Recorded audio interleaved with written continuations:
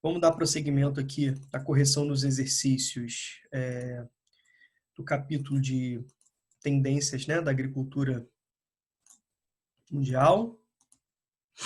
Vamos lá, então. Questão número 8. Vou começar aqui corrigindo essa questão. Tá lá, questão da Unesp. As abelhas são responsáveis pela maior parte da polinização do nosso planeta. Temos uma questão, se eu não me engano, duas questões atrás nós falamos sobre a questão das abelhas, né, sobre a importância delas. Os cientistas vêm falando que a matança, né, o extermínio de abelhas coloca em risco a própria, né, o próprio equilíbrio ambiental e, consequentemente, a própria oferta de alimentos, né? A gente precisa sempre destacar isso, tá? Mesmo assim, estão sendo eliminadas, mesmo com a sua importância, ou importâncias, né? O texto aqui está destacando a questão da polinização, né? Polinização no planeta, colocando em risco a conservação da biodiversidade e da oferta de alimentos, né? Da segurança alimentar. Dentre as práticas que acirram o extermínio, então a questão que as práticas, né, que pioram ainda mais a matança de abelhas, certo? Então nós temos aqui as opções, ó. Opção A, terraceamento e avanço da biotecnologia. Vamos lá, vamos por partes. Primeiro, terraceamento é uma técnica, né, para diminuir, para minimizar ao máximo efeitos, né, nocivos ao solo, como, por exemplo, o avanço da erosão. Tudo bem? Consiste em você produzir terraços, degraus, para executar o plantio em áreas de declive acentuado. Tudo bem? Geralmente é empregado junto com as curvas de nível. Avanço da biotecnologia. Vimos que, inclusive, a biotecnologia pode minimizar essa questão e não acirrá-la, como, por exemplo, né, a questão do controle biológico. Em vez de você utilizar pesticidas, herbicidas, fungicidas, né, existe a possibilidade de você tentar avançar com a prática, né, da biotecnologia, com a parte do controle biológico. Então, seria uma forma de minimizar o extermínio das abelhas e não de agravar. Tudo bem? Quando a gente fala aqui da transgenia e expansão de plantas silvestres, né? O que acontece? Né? A expansão de plantas silvestres não acirra o extermínio das abelhas. Tudo bem? Então, ó, a questão das plantas silvestres, né? Elas não acirram, tá bom? Né? A questão das plantas transgênicas, beleza. Tá bom? Beleza. Então, ó, as plantas silvestres, não. Então, tá fora aí a B. Aqui, né? Aqui que tá equivocado, tá bom? Não piora. Na C, a rotação de culturas e a mecanização do campo. Então, gente, o que acontece? A rotação de culturas também, né, não compromete a vida das abelhas. Beleza? Uma agricultura mecanizada, uma monocultura de exportação, que utiliza, né, de sementes geneticamente modificadas, diminui a produção de alimentos, e sim. Olha a D.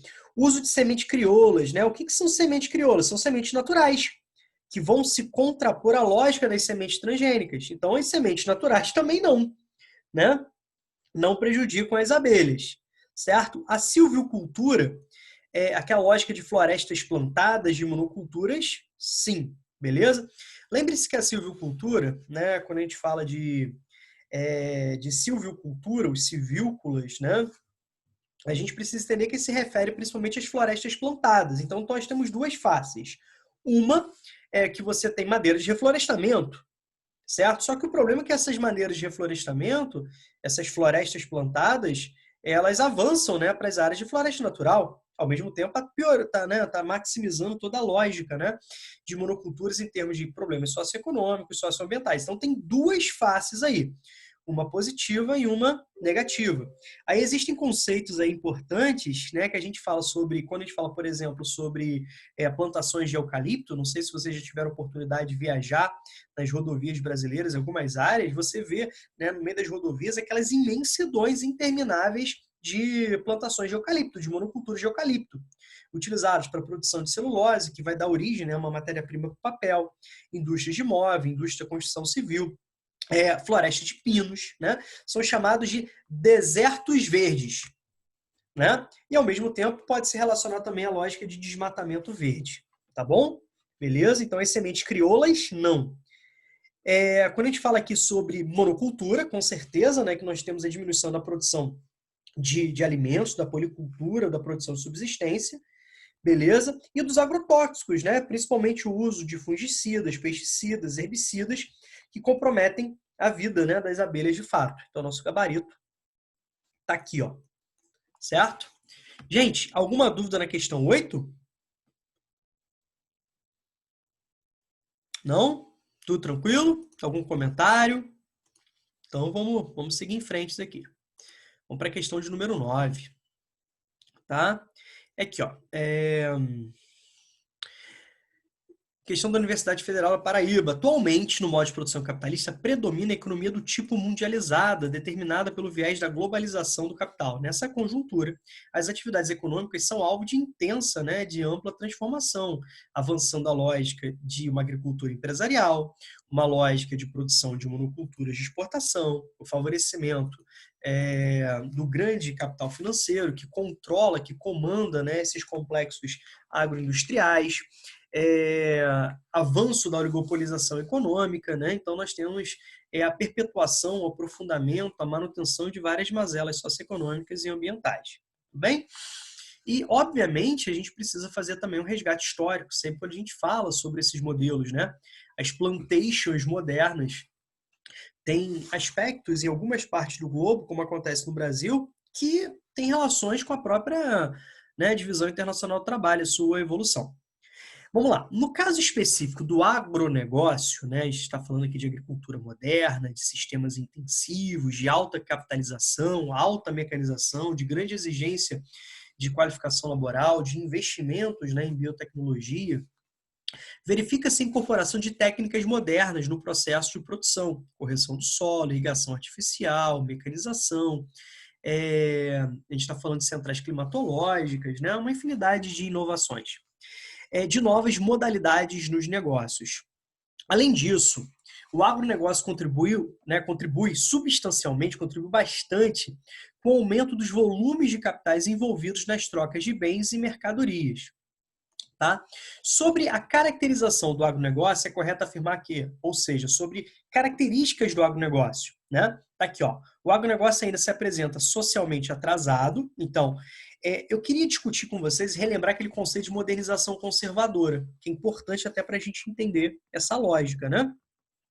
De um lado, o Brasil se modernizou, sobretudo ao longo do século XX, né? Incorporação de novas áreas, com possibilidades de produção agropecuária, né? A correção do solo, irrigação artificial, mecanização, diversificação produtiva, né? O aumento na pauta de exportação, o aumento do valor agregado de determinados produtos, certo? O Brasil se apresentando como os grandes produtores exportadores, né, mundiais de grãos, por muito bacana. Mas, por outro lado, ó, que moderniza também conserva. E essa conservação tem a ver principalmente com a lógica socioeconômica e socioambiental. Conserva a concentração fundiária, desigualdades, né?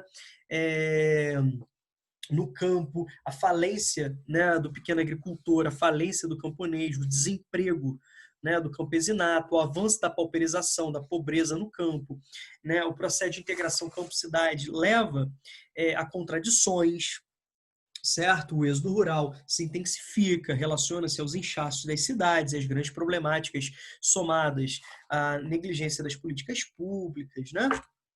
Um processo de urbanização acelerado, caótico, os conflitos fundiários, né, que levam, infelizmente, à morte de líderes de movimentos sociais, de movimentos indígenas, né, um prejuízo muito grande à policultura, à produção de subsistência, que aumenta a especulação sobre os alimentos, né, tudo isso leva, né, a problemáticas muito sérias, né, a gente consome muito mais alimentos transformados, modificados, do que in natura.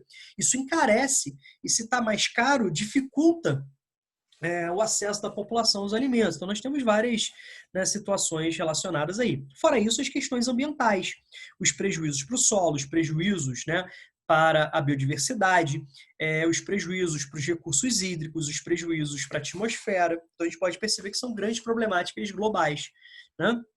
Então tá lá. Devido principalmente aos baixos salários e às precariedades das condições de trabalho, apesar da riqueza e modernidade envolvidas nessa atividade. Repare que o entendimento de modernização conservadora está bem explícito aqui na A. Tá certo?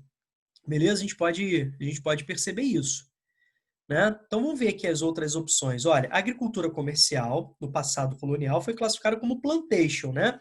A gente pode falar, lembra do macetezinho aqui quando a gente fala da plantation? É, o modelo agrícola tradicional, que utiliza técnicas modernas, exige muita mão de obra, né? Aqui, ó, macetezinho do mel. Monocultura, o cultivo de um produto principal voltado para a exportação, que no período colonial era utilizado para atender os desejos, os anseios da política metropolitana, né? Do mercantilismo da metrópole. Aqui no Brasil, a cana-de-açúcar, né, se destaca. Uma monocultura que voltada para exportação, né? Utilizando mão de obra escrava e que é praticada em grandes extensões de terras, que são chamadas de latifúndios. Olha a relação da concentração fundiária com o passado. Beleza? Hoje, contudo, com a mão de obra livre e assalariada, o agronegócio se desenvolve em um ambiente de modernidade e justiça social? Não, né? Beleza? Então, os prejuízos socioeconômicos e ambientais se agravam com o agronegócio. O agronegócio apresenta-se como uma atividade econômica moderna e seus produtos destinam-se quase exclusivamente à exportação. Fatores que garantem elevados salários, não garantem nada de elevados salários, né? Inclusive mecanização, desemprego estrutural e tecnológico. Boas condições de vida do trabalho? Não, né? Somados à lógica do avanço neoliberal, com a flexibilização da legislação ambiental, a gente pode perceber que é um processo de pauperização muito forte no campo. Tanto a produção como as transações comerciais do agronegócio se realizam prioritariamente nos centros urbanos, diferente da plantation que se desenvolvia nas áreas rurais. Então, nós temos aqui, primeiro, uma lógica de integração campo-cidade, né? O campo, ele continua sendo responsável pela produção de alimentos, pela produção de matérias-primas, né? Cada vez mais com uma necessidade de produtividade elevada, visto que precisa compensar os grandes investimentos de capitais, tá certo? Mas extremamente dependente das políticas, da tecnologia, dos capitais, dos transportes, do armazenamento, do direcionamento, do consumo da cidade, tá bom? E, obviamente, essa modernização do campo traz consequências bem severas aí. Lembrar sempre, né, que nós temos uma política que favorece o grande empresário agrícola em detrimento do pequeno agricultor familiar. Embora haja muita resistência, muitas propostas, né, de resistir dentro de modelos alternativos, agricultura familiar, agricultura ecológica, né, agricultura orgânica. Vamos lá para a combinação entre modernização da produção, novos meios, novas tecnologias nas transações comerciais gerou o aumento de capitais dos negócios. Beleza. Provocando uma verdadeira revolução nesse tipo de agricultura, no passado conhecida como subsistência não familiar. Não, né? O agronegócio deixa claro. Agronegócio, agricultura empresarial, agricultura patronal, cujo objetivo é o lucro, né? Então você tem um desequilíbrio muito forte. Lembre-se sempre da lógica da sustentabilidade, que integra três esferas. A esfera econômica, né? A esfera social e a esfera ambiental. O agronegócio ele vai priorizar o econômico, consequentemente gerando fortes prejuízos, né? No social, como a gente pode falar na produção de alimentos, no emprego, né? Como na questão ambiental. Tudo bem? Beleza? Então, o aluno, para, assim, ele entendendo um pouquinho, né, sobre os modelos agrícolas, os tradicionais, que a gente falou muito nas aulas, que são a agricultura itinerante ou de roça, a plantation, né, tradicional, a agricultura de jardinagem, né, desenvolvida em porções da Ásia, sobretudo no sul e sudeste asiático, nas regiões das monções, tá? Sobre a agricultura moderna, né? Representada aí principalmente no modelo de agricultura empresarial. Tá? Ele conseguiria, de fato, ter tranquilidade na hora de responder essa questão. Tá? Meus amores, alguma dúvida na questão de número 9? Alguma situação que eu possa aprofundar? Algum tópico? Não? Então, vamos lá. Vamos seguir firmes aqui para a questão número 10. Tá? Vamos lá. Enem. Tá aqui, ó. Com base na aproximação indicada no texto, uma consequência da modernização técnica para os sistemas produtivos nos espaços rurais encontra-se em. Então, a gente precisa ler o texto, né? Então, está falando aqui, com base na aproximação no texto. A necessidade de se especializar de forma talvez indireta, aproximou significativamente campo-cidade. Então, nós temos a lógica de interdependência campo-cidade, né, sendo aprofundada aí. Beleza? Na medida em que aparatos tecnológicos advindos do espaço urbano foram incorporados às práticas agrícolas. Então, aquilo que a gente discutiu na questão anterior serve para aqui. Então, nós temos exemplos de maquinários altamente modernos, insumos, né, industrializados, né, na lavoura, são fatores que contribuem para uma nova forma de produzir no campo, né, extremamente produtiva, cada vez com maior rapidez e especialização. Então, quando a gente fala de especialização aqui, rapidez, a gente pensa em produtividade, para compensar os grandes investimentos em capitais. Quando a gente fala de especialização, a gente pensa, né, no medo de comodização crescente do território, uma lógica de primarização econômica que traz, né, que é extremamente nocivo em vários aspectos, inclusive econômicos no Brasil. Muitos, né, especialistas apontam o retrocesso em termos de visão internacional do trabalho, certo? Cada vez mais a pauta de exportação primária sendo priorizada dentro de uma política que tem como eixo central o grande controle, né, e influência por parte de políticos que no Congresso representam direta e indiretamente grandes latifundiários, grandes agricultores, grandes pecuaristas, grileiros, especuladores fundiários, né, empresas ligadas à mineração, tá bom? Então, beleza. Com base na aproximação indicada no texto, uma consequência da modernização técnica. Repare quando a gente fala sobre consequência aqui, isso pode ser uma consequência positiva, com o olhar, né, da agricultura patronal, com o olhar, né, da bancada ruralista, com o olhar da lógica da globalização, né? Beleza? Com o olhar da oligopolização econômica, beleza? Mas também pode ser extremamente negativa quando a gente olha, quando a gente tem um olhar social, um olhar científico, um olhar ambiental, né? Beleza.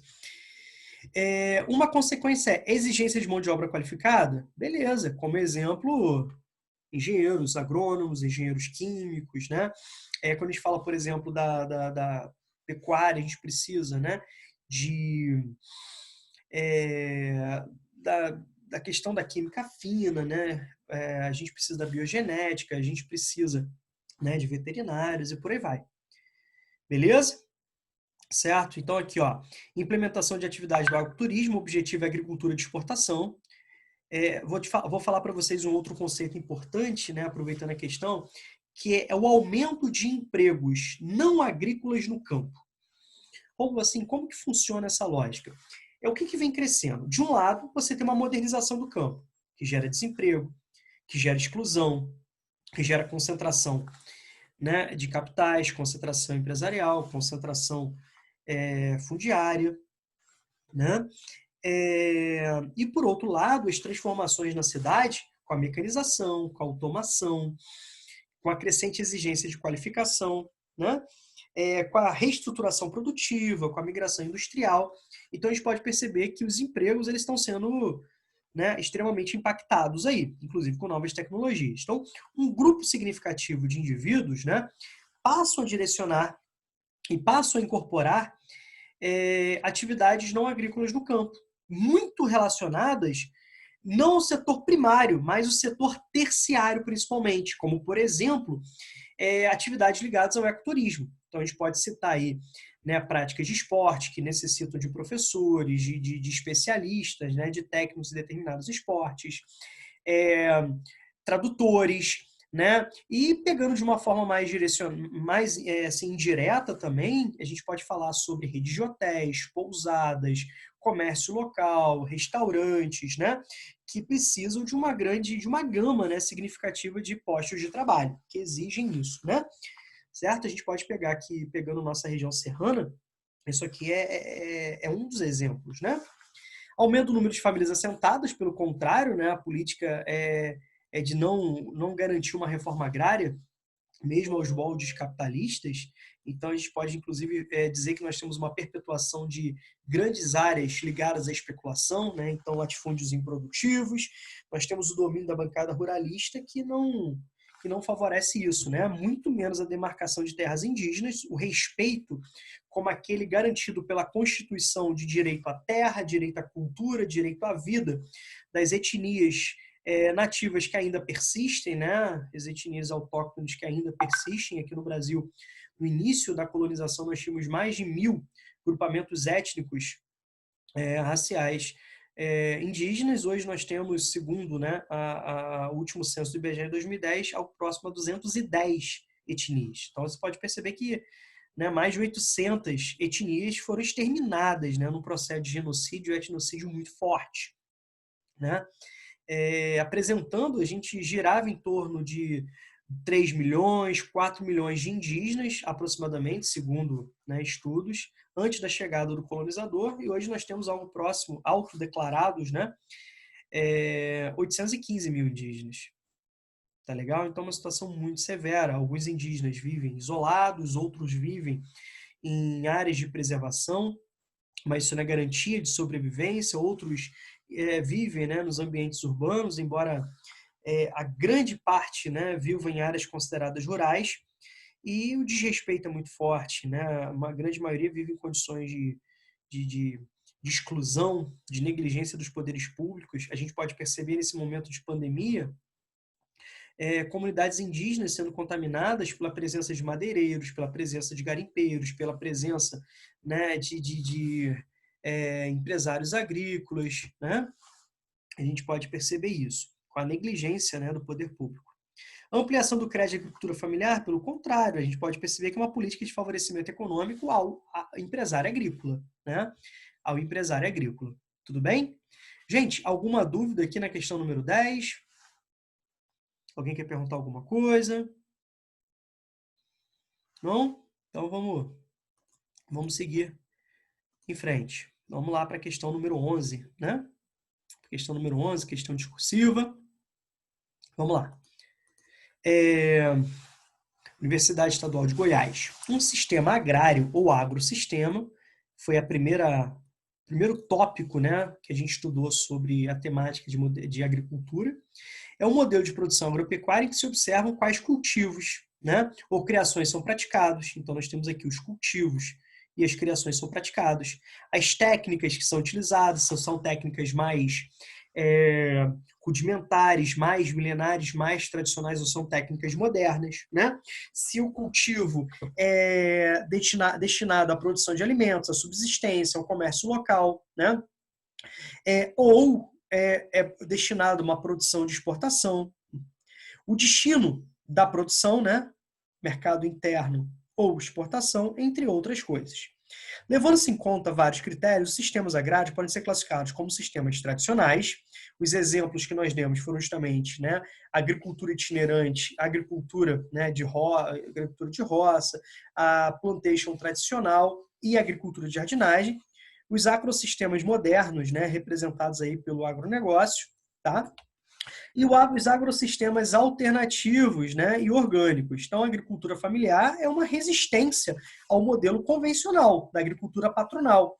A agricultura orgânica é, né, uma resistência ao modelo de agricultura convencional. Tudo bem? Com agrotóxicos, fungicidas, herbicidas, defensivos químicos, né, extremamente nocivos que aumentam o desequilíbrio ambiental. Tendo em vista essas considerações, responda: em qual dos agrossistemas se encaixam as plantations e a agricultura de jardinagem? Então, ele está falando sobre a plantation tradicional. Então, a plantation e a agricultura de jardinagem praticada em porções asiáticas monçônicas se encaixam aqui, ó. Tudo bem? Modelos tradicionais. Cite 4 características, né? Então, citar 4 características do agrossistemas modernos. Então, a gente pode citar intensa, né? Lembra do sistema intensivo, né? Alta capitalização, modernização através de utilização de maquinários, correção do solo, né? Insumos modernos, como sementes geneticamente modificadas, tá? Uma agricultura voltada para exportação, com grande predomínio de de favorecimento das commodities, né, de exportação, tá? Utilizando, né, sensoriamento remoto, utilizando imagens de satélites, utilizando centrais climatológicas, né, exigindo mão de obra qualificada. Então, são aspectos que poderiam ser utilizados aí tranquilamente para responder a questão número 11. Tudo bem? Tudo tranquilo? Gente, alguma dúvida? Alguma dúvida? Não? Tudo tranquilo? Beleza.